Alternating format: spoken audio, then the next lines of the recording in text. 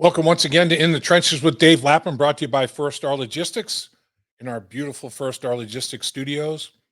And 9 games into the season, the Cincinnati Bengals are in the hunt with a 5-4 record.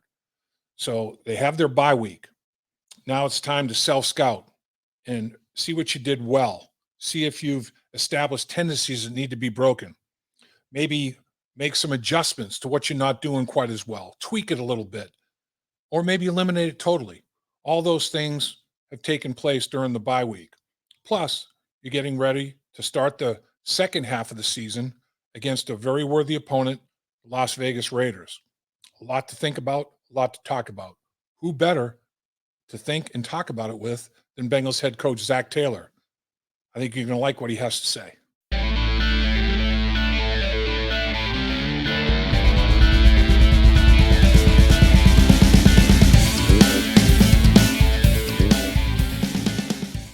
I know all you football fans have heard of the 2-minute warning. Well, it's the 2-week warning. As of this Friday, there's only 2 weeks left to register to win the sweepstakes. And First Star Logistics is taking care of you with some unbelievable prizes. So get on board.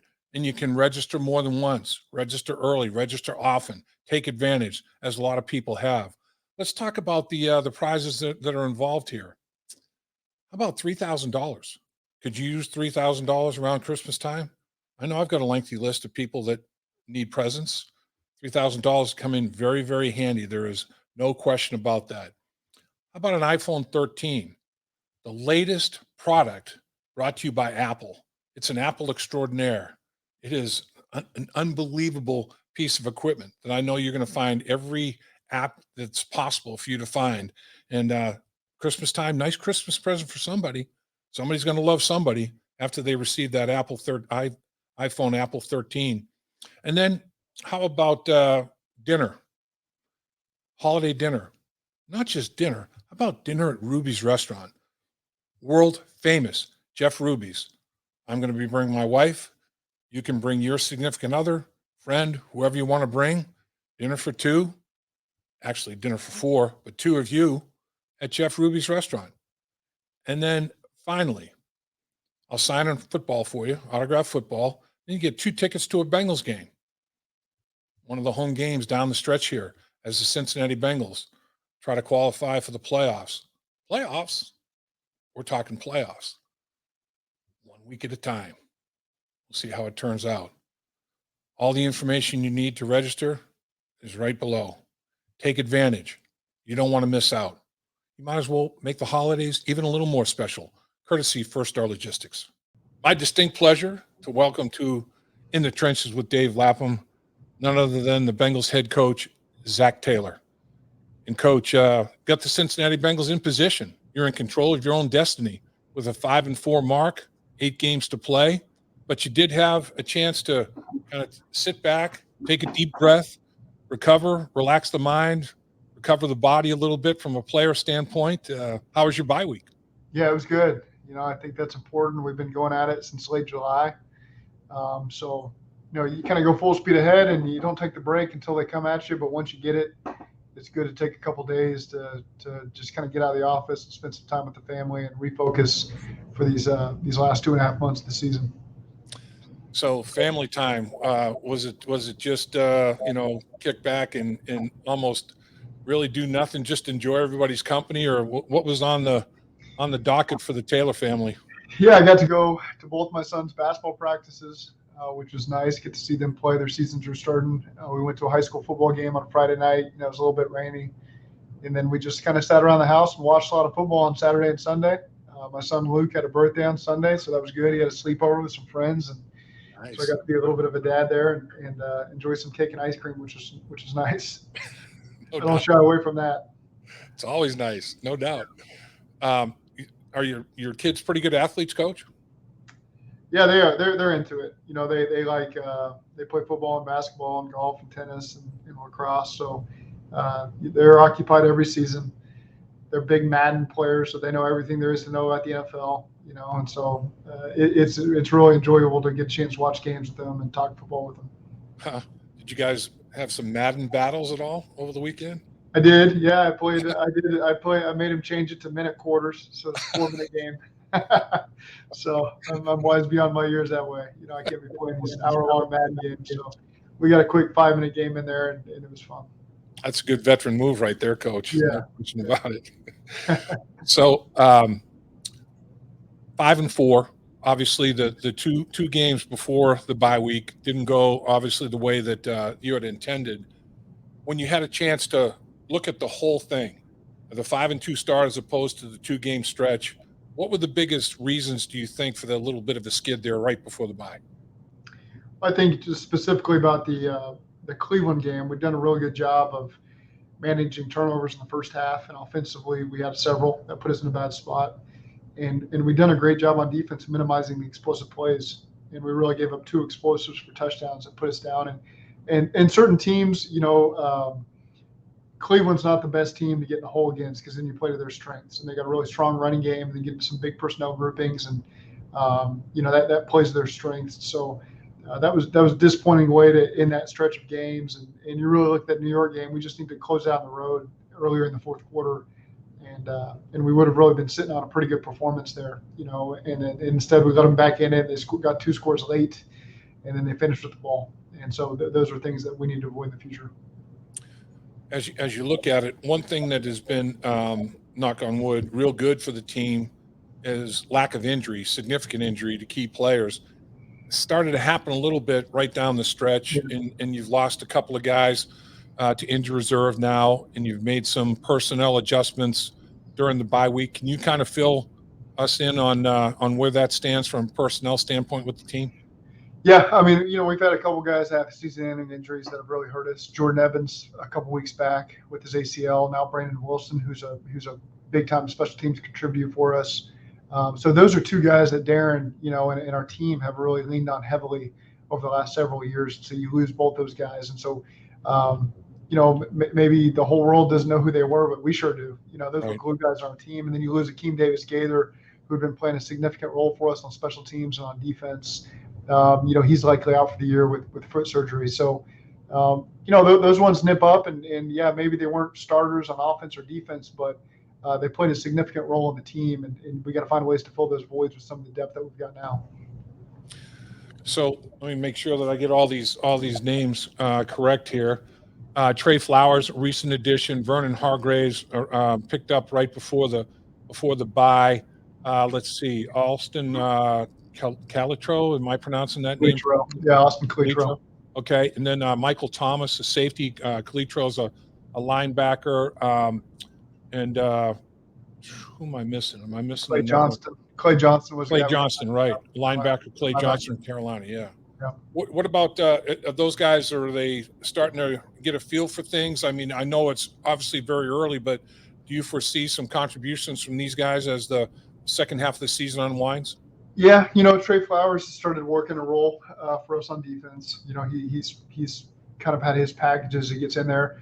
Vernon Hargraves is a guy we get to continue to look at. We really just got him. He had 1 practice before the bye, before we took it into the bye week. So, he's played a lot in this league, got a lot of experience. Michael Thomas, the safety, has played for Lou in Miami. Lou and myself, I was on offense, but Lou had him in New York. Mm-hmm. He's made a strong impression on Darren on special teams so far. And then Austin Calitro was here. We traded for Christian Covington at the end of training camp, and Austin went to Denver. So Austin's back. He knows our systems well. We know him. Clay Johnson is a guy that we've been aware of since the draft. His dad is a longtime strength coach in this league. He was with LA, and then he was with Carolina, which is where he played for Matt Rule in college. So when a coach takes a former player of his with him from stop to stop, you as a former player tend to know you probably made a pretty strong impression on that coach, and so that usually speaks to a lot of the characteristics that we're looking for. And then trying to think, am I missing anybody else on offense? I think that's really about it. We added a bunch of guys on defense, a couple linebackers, safeties, DBs, and those guys are really starting to feel at home here, I believe. Yeah, it's really, even though you've had a little bit of a hit here there right before the bye, it's been pretty good. I mean, injuries are obviously the biggest variable that you got, and no way it can be controlled, but you just have to deal with it and move on. So as you've had a chance to to self-evaluate during the bye week, self-scout.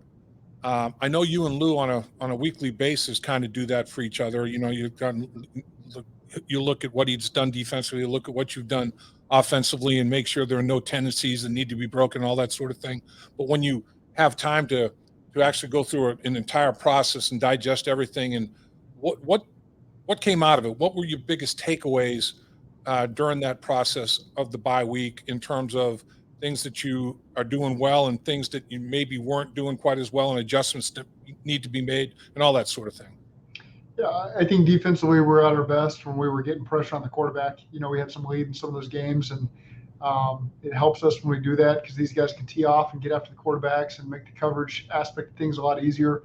Early in the season, we're doing a great job of being right there in phase and breaking up a lot of targets, you know, and gave up a couple more completions here these last two games. So it's good to get the bye week and get our legs back a little bit to where those guys are feeling full speed and can contest a lot of those catches.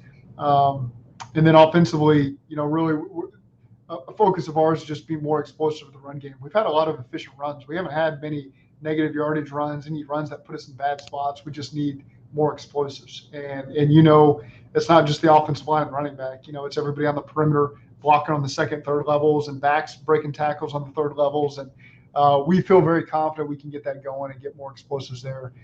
Because really in the pass game, I mean, we're you know, you can throw a lot of stats, good and bad, but we've been generally explosive compared to the rest of the league, and up there in offensive touchdowns, up there in explosives, up there in yards per pass attempt. I mean, so there's some really good things going on that we can't lose sight of, just because we had these two last games that were losses. And really the bye week gives you a lot of reflection and perspective on the league when you get to sit on your couch and watch some games and some teams that, you know, we're having a good year, and then, you know, they're in 2-game losing streaks like us. And so you just got to stay patient, stay poised in this league. And there's a long ways to go, man. 8 weeks, there's going to be a lot of ups and downs for a lot of teams. And we just got to put ourselves in position to be there at the end.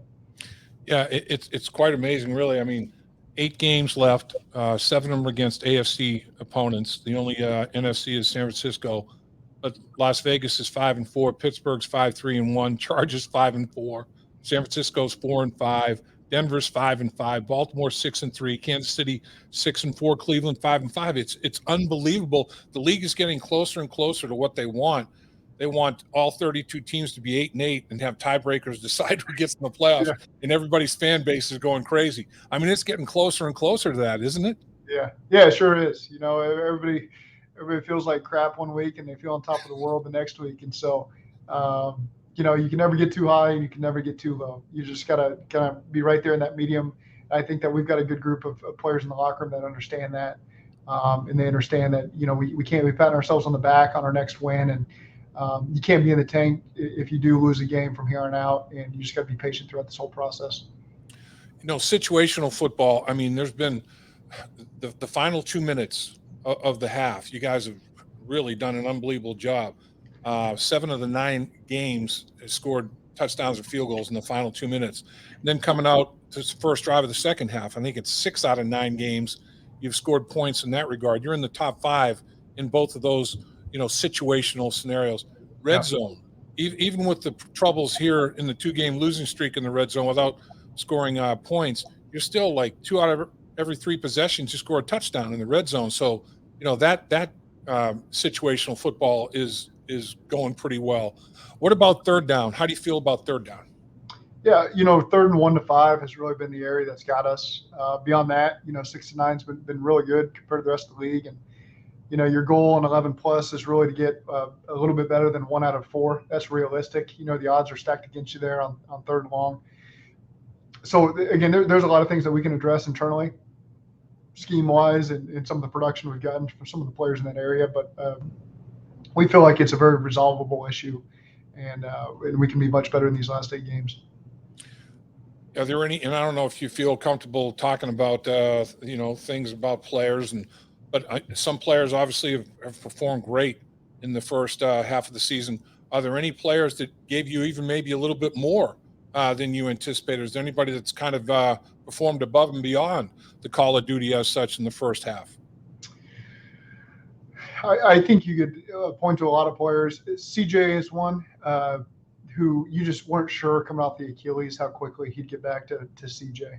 Right. And I think that we've all seen, live and in person, some of the plays that he's made. He's really stepped up. And, behind the scenes, Drew Sample in the runs and the play actions, he doesn't get a lot of production in the pass game, but there's a role that he plays, and not many people are ever going to notice it. Some of those runs that pop out, it's usually because the tight end in conjunction with the offensive line is doing a great job. And Drew's done a great job in some of the protections for us as well. So I think that room has stepped up and done some good things for us.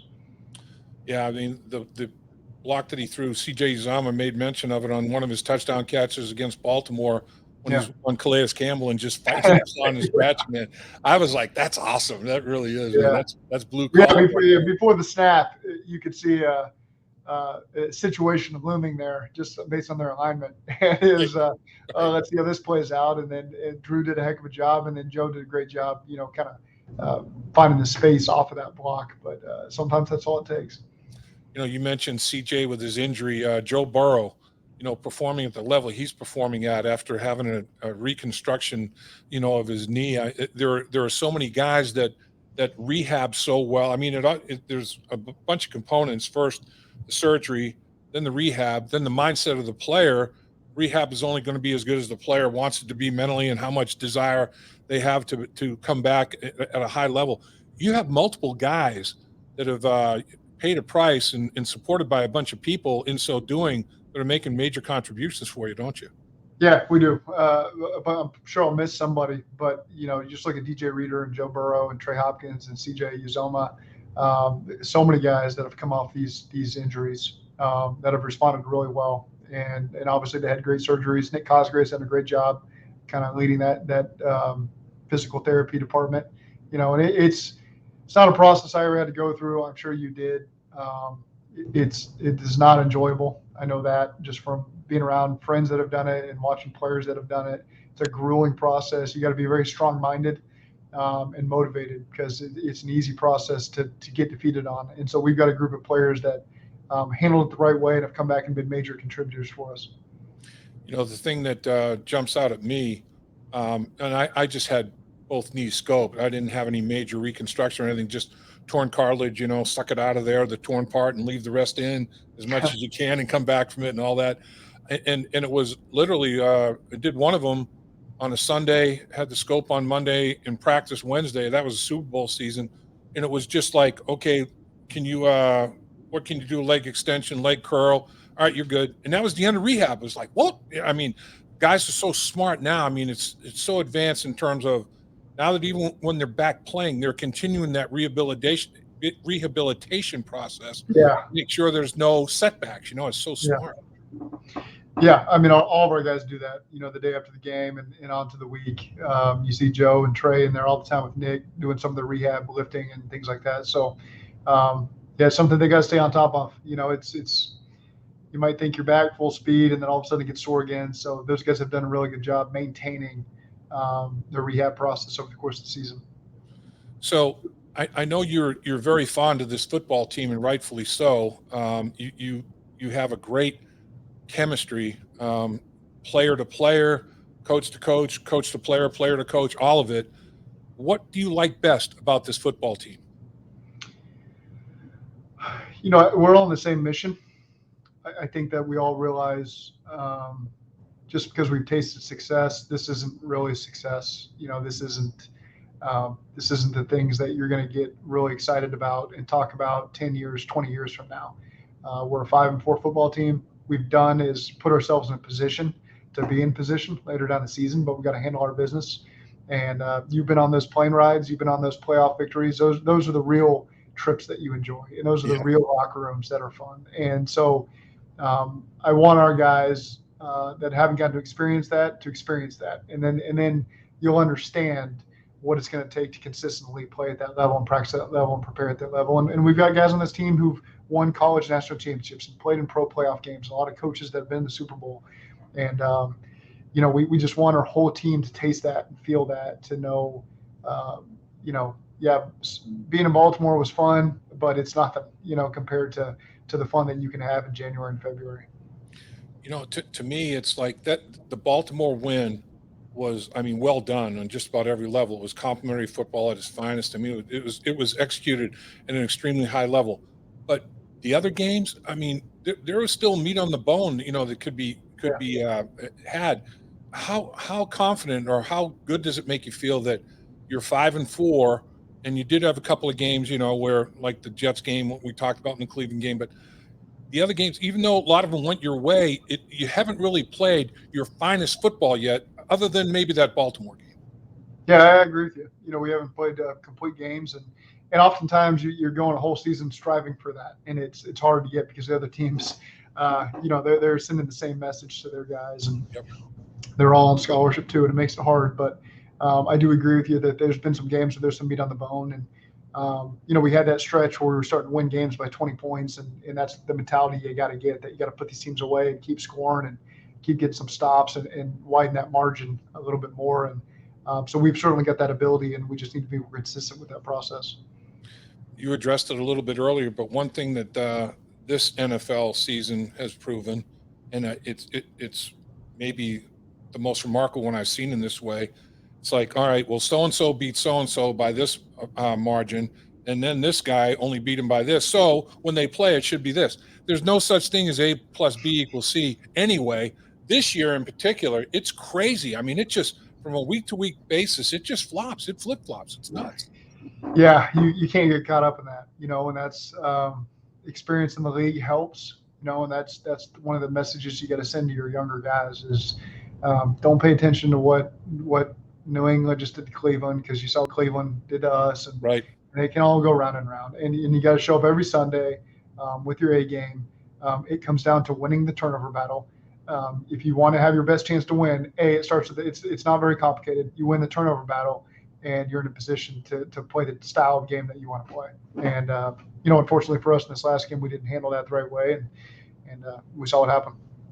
It's interesting though. Sometimes it's like the matchups just either align perfectly or they align terribly, and it's like, okay, well, this team won that game so handily because their wide receivers on corners was such a mismatch, or this team won this game or lost this game handily because in the trenches it was just a terrible matchup, whereas these guys handled it better. So every single week the matchups are so different, aren't they?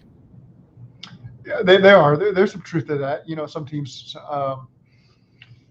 some of their strengths playing at other teams' weaknesses, and vice versa. But that's part of coaching, and that's part of the players, being open and honest sometimes with recognizing some of their weaknesses, some of the weaknesses of things that teams try to exploit when they play you. And that's oftentimes half the battle, is understanding, hey, we showed vulnerability here the last couple of weeks. They're going to attack it until we prove that we fixed it. Yep. And that's on the coaches, that's on the players, understanding that's the goal. And again, I think we got a great group of players that can understand that message pretty clearly. Let's talk about the next opponent. You're trying to go 0-1, or excuse me, you're trying to go 1-0 8 straight times. Let's talk about the next opponent, the Las Vegas Raiders. They come off a situation where they got in a division matchup with the Kansas City Chiefs. So everybody's singing the woes of the Kansas City Chiefs. Now all of a sudden, Mahomes, who is getting heavily criticized, is the greatest thing since potato chips again. So it didn't go well against the Chiefs. But what do you see when you look at tape of the Raiders? It's a good football team. They're well coached, really in all three phases. And it started with their defense. Their ends play really good. They've gotten a lot of pressure and sack protection on these quarterbacks. But they've got guys they've paid on the second level at the linebacker position.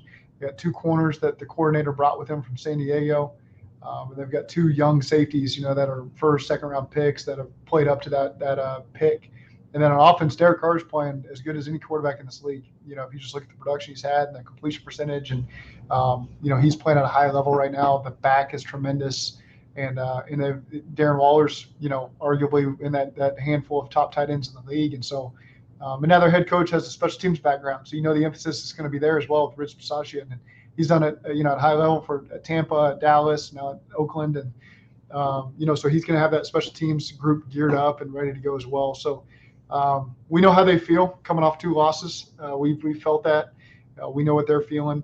And so, we got to take this bye to our advantage, and our guys got to be fresh and ready to come out roaring on Sunday afternoon. It's a significant road trip. There's road trips is story behind every road trip, obviously, but this one in terms of just time changes, time in the air, all that sort of thing. Uh, I guess if you let it bother you mentally, it's going to be a factor. Yeah. Your team seems to travel really well, though. I mean, obviously, you were on a nice little run during a 3 straight road game stretch and almost finished it off, just could not quite. And it's very tough to do, but you travel well. Yeah, we took a lot of pride in that this season. Obviously, it hasn't been a strength of us the 2 years before this, but this year, our guys have really responded the right way with Pittsburgh, and then getting those wins in Detroit and Baltimore, and not quite closing out with New York. But we've got a great mentality when we get on a bus or a plane and go stay at a hotel. Guys know what it feels like to complete that with a win 3 of the last 4 times, and so. Again, if you want to make a deep playoff run, you got to be battle tested on the road and prove that you can handle any environment, any circumstance. And so far, our guys have gone into some pretty difficult environments and come out winners. And so we're excited to go on the road, play in our second dome, I guess, for the season, and we'll see what this new stadium in Vegas presents to us. Should be pretty neat. One thing that the league has always been about, it's like, I admire what you guys do all week long, putting together these, game plans and all the hours and time that's spent on those game plans. And then somebody makes, an adjustment that might not be anticipated. And then it's adjusting to adjustments. And the chess match is just unbelievable.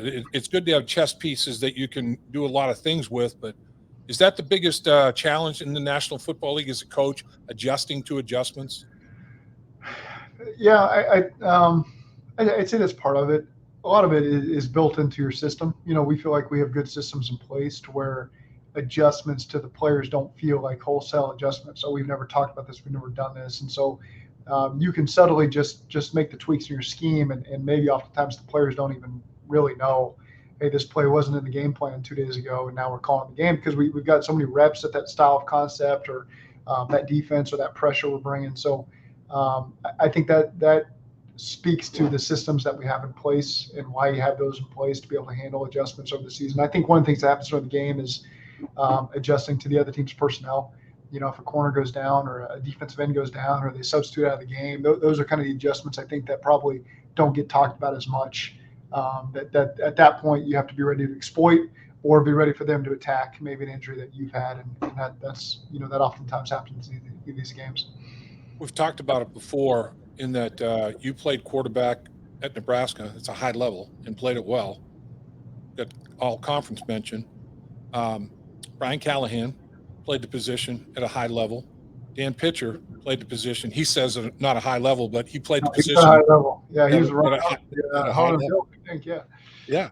So Joe Barrow, who won a Heisman and won a national championship playing quarterback at the college level, and what he's done here in just a little bit over a rookie season of 16 games is quite phenomenal. But the package of Joe and all of you guys supporting Joe is pretty unique, isn't it? I think so. I think it's good for all of us to be able to draw on that experience, and there's an understanding there from Joe that when you're talking through a situation, we've all been there in some way, shape, or form. It's good to be able to stood in a pocket and had a guy bearing down on you, or to see some of the issues you face with certain types of throws or different coverages you face. You start to lose sight of it every year that passes. It's harder to put yourself in that position of what the quarterback feels. But I think that there's a respect to there. Nobody really brings an ego to the party whenever we're in these meetings, whether it's just Pitch and Joe, or Brian and Pitch and Joe, or me, Brian and Pitch and Joe, or me and Joe. It's we try to put the egos aside. And I think that everybody's been really good about that. Hey, if this idea works, if it's what we want to do, we believe in it, we understand it, let's do it. It doesn't matter where it came from. It's going to help our team win, and that's something I've been proud to have been a part of. In that quarterback room particularly. Final question, Coach. Appreciate you carving all the time you have for us on this this day where it's a game plan day. It's a big day, putting together a winning formula to go out to Las Vegas and take care of the Raiders. Of all the attributes that Joe Burrow possesses, be it physical, the tangible physical aspects or the intangible mental parts of his game.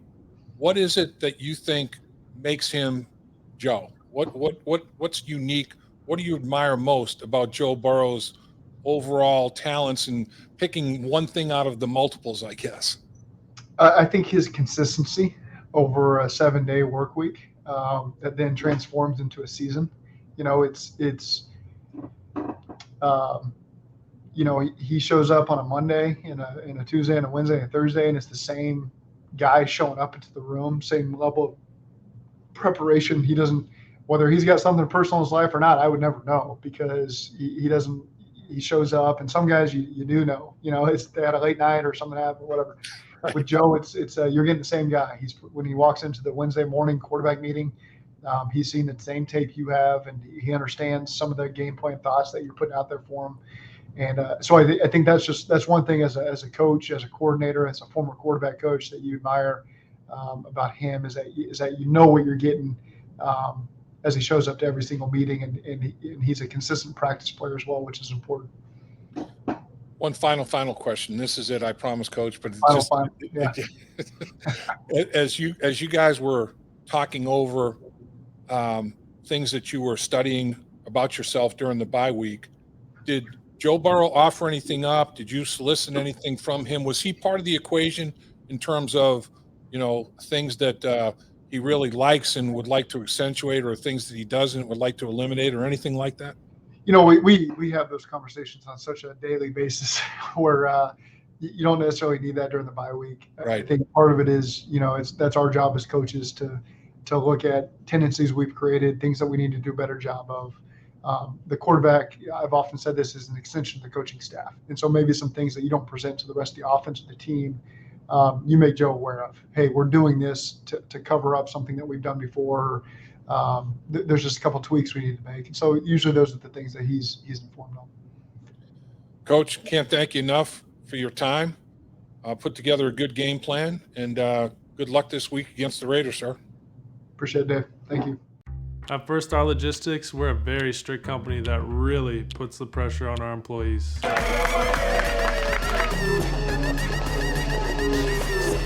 Breaks? What are those? That's what I'm talking about, Icky. Get the body right, then the mind's right. Gotta get that body right. That's right. Yes, sir. Become a star with a chance to earn the highest commission percentages in the industry as a freight broker agent. Check out firststarlogistics.com.